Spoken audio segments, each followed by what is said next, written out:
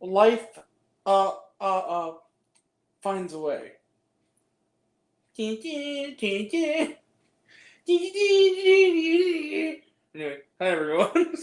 For those who stayed after my horrible, stupid bit, hi everyone. It's me, Grant, the movie and TV guy. Welcome to Raise Up Popcorn with Grant, everybody.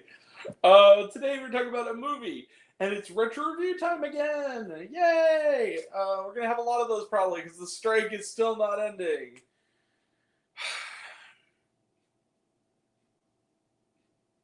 Fuck you, Bob Iger. Sorry. Oh wait, this movie's PG-13. Never mind. Fuck you, Bob Iger. Anyway, you get 2 PG-13, so I'm going to make the most of them. Anyway, so retro review time. We are here to talk about a movie. Movies and TV, that's what we do here. And of course, like I said, it's retro review time, and that movie is Jurassic Park. Which is back in theaters for its 30th anniversary in 3D, 10 years after its initial 3D re-release for its 20th anniversary, which I saw in IMAX 3D 10 years ago.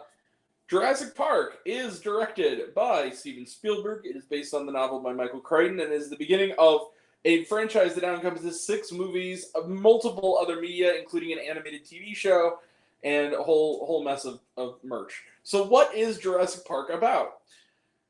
For the 2 people, maybe not even 2 people who don't know, Jurassic Park centers on a fellow by the name of Dr. Hammond. He's played by Richard Attenborough. He has discovered a strand of DNA of the blood of dinosaurs from a mosquito that has been baked in amber for seemingly 65 million years. He has used that to clone dinosaurs using amphibian DNA in its place, and is deciding to open a theme park where dinosaurs run wild. But first, he's going to need a cosign from a mathematician by the name of Dr. Ian Malcolm, played by the terrific Jeff Goldblum, and a paleontologist and a paleobotanist to study the place. Those are Dr. Alan Grant, played by the great Sam Neill, and Dr. Ellie Stadler, played by the great Laura Dern. Viewed you right on cue. How's it going, buddy? So they go to the theme park. Also, wouldn't you know it, coming for a private tour are Dr. Hammond's grandchildren. They are played by Joseph Mazzello, and let me make sure I get this actress's name correct. I always forget. This was like the only thing she ever really did. This and the second movie were like the only movies she was ever in. Like, Joseph Mazzello has become quite a character, actually. He was in The Social Network. Let's see here. Ariana Richards. Okay, so they are there at the part 2, but when a power breakdown because of some nefarious characters, among them Wayne Knight, aka Newman.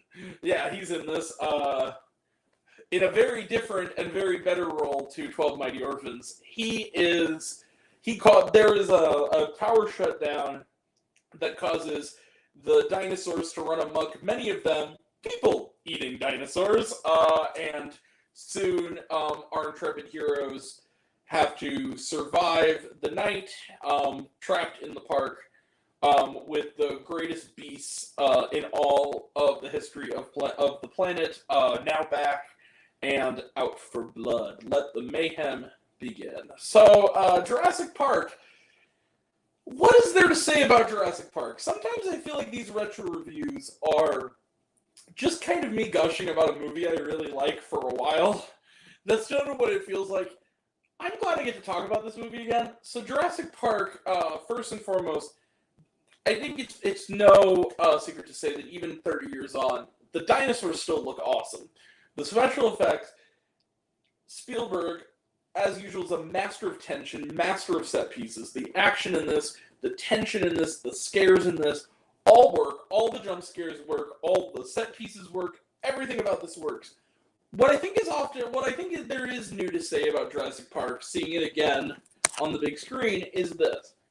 I don't think people give enough credit for just how good the characters and the script of Jurassic Park is. These are great characters. Spielberg is truly the best at taking blockbuster premises and infusing them with real humanity, with real character. The dialogue sings. A lot of the best singers from Goldblum.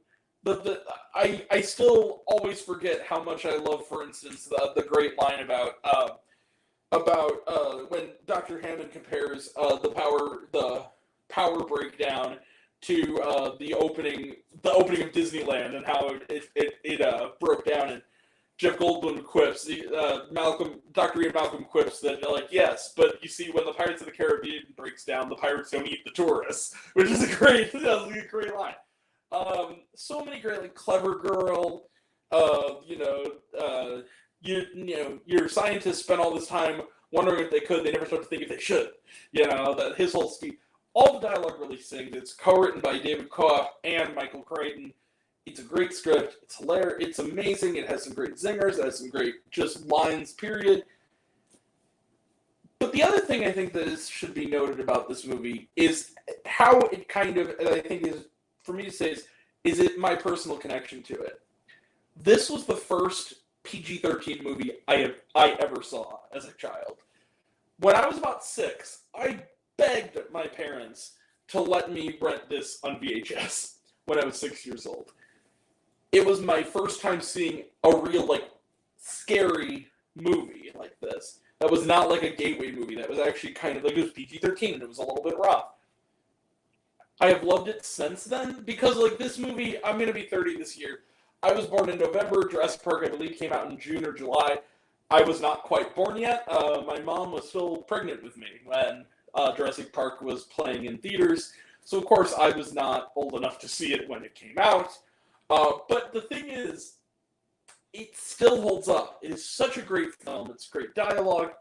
It's one of the best films, one of my personal favorite films of all time. And though the sequels, I think, especially the second one, and even the Jurassic World movies, especially the first one, I don't hate those movies as much as some people do. But none of them can top the first one. Even Spielberg, with the second movie, couldn't top the first movie. This is a classic popcorn movie. This is a classic summer movie with as much brains as it does brawn. This is such a terrific film. I love Jurassic Park. It's in 3D. The 3D conversion is great. It's the same one, I believe, maybe slightly even further tinkered with from 10 years ago. It still looks great. The 3D is great. Even little details like when she's holding the spoonful of Jell-O, it's like coming at you. Really great moments like that really emphasize the 3D. Is there a flaw with Jurassic Park? No, there isn't. I'll just say it. There is nothing really. I mean, if you look deep, I guess you could find something. But why even try? Jurassic Park is as close to perfect as blockbuster movies get. I love it. It's one of Spielberg's finest hours. And I'm going to give Jurassic Park the 30th anniversary release. Yeah, you see it. Bang. 5 out of 5 stars plus. Jurassic Park is one of the best films ever made.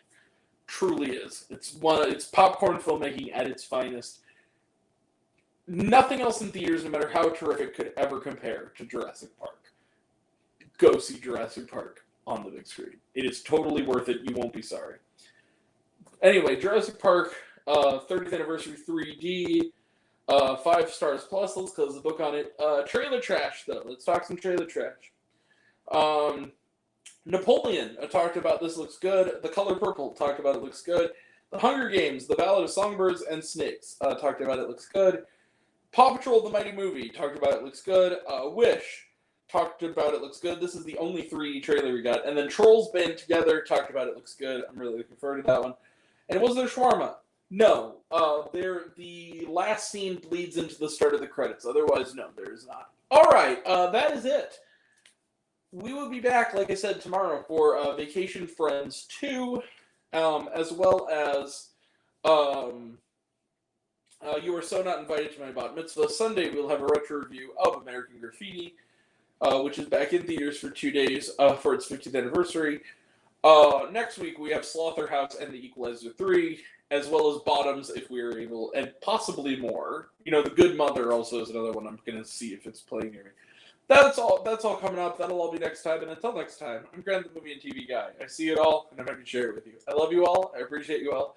I love you all, class dismissed. I love you 3000. Be kind to one another. If you like this video, give it a like if you want to. Give it a subscribe if you want to. Give it the bell. I don't know what it does. If that's what you're supposed to do. Or so I've been told. Leave a comment, even if it's, hey, Grant, I like waffles. It really helps out.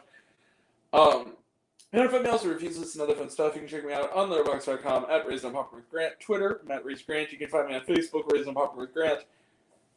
Instagram and Threads at Raised on Popcorn with Grant. Serialized, them all one word, all lowercase, Raised on Popcorn. Check out my podcast, Raised on Popcorn with Grant, the podcast on Spotify and Anchor. Some of you already have it, but even if you haven't, take care of yourself, take care of your mental health. It's incredibly important, and I want to know down below, what did you think of Jurassic Park? Did you like the movie? Did you hate the movie?